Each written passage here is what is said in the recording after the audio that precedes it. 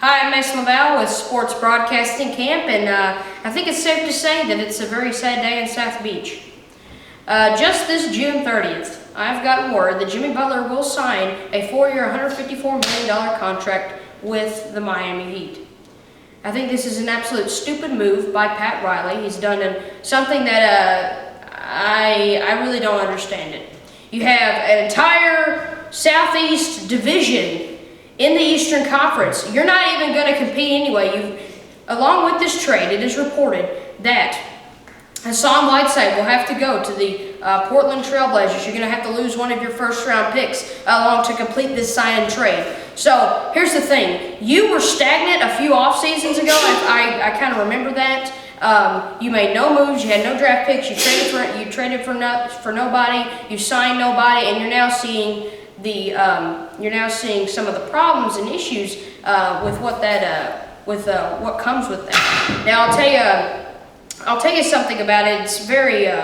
It's problematic for Miami. Okay, you signed Jimmy Butler to all this money. You're not going to be very competitive anyway. You actually lose picks out of this. You actually need to just recycle the system. You've already won a championship with LeBron.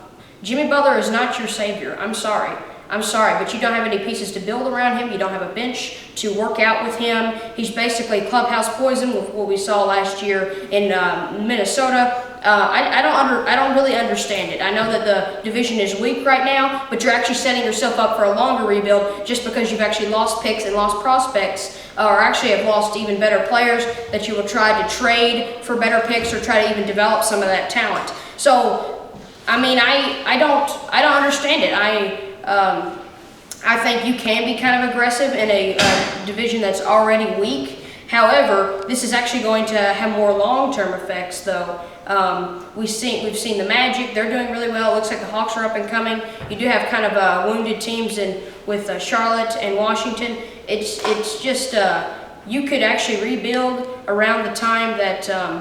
You can actually rebuild kind of off the pace with Washington, with Charlotte, and once that cycles out, you could actually be one of the better teams in the division. But this is actually going to set you back a few years simply because I don't believe Jimmy Butler will be worth the money. He's 29 years old. By the time this contract is up, he'll be well into his 30s by a few years. So I don't think he'll have the production. He's not worth the money. You lose picks out of this. I don't think there's anything positive. Maybe it gets you a possibility, an 8 or 7 seed or maybe a second place finish in the division. But I really would be shocked if a team like Miami was able to make the playoffs this year.